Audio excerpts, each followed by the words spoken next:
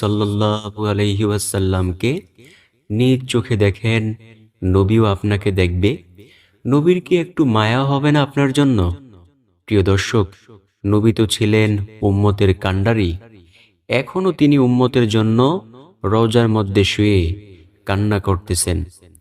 নবীজি সাল্লাল্লাহু আলাইহি ওয়াসাল্লাম যখন ইন্তেকাল করবেন, তখন আজরাইল আলাইহিস সালাম নবীজির কাছে আইসা বলল, ইয়া রাসূলুল্লাহ সাল্লাল্লাহু আলাইহি ওয়াসাল্লাম, আল্লাহ তাআলা বলেছেন আমি যেন আপনার পারমিশন নিয়ে আপনার রূহ কবজ করি।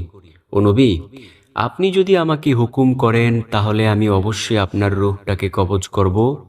আর যদি আপনি আমাকে বলেন এখন সময় হয় নাই, আমি সাথে সাথে চলে যাব।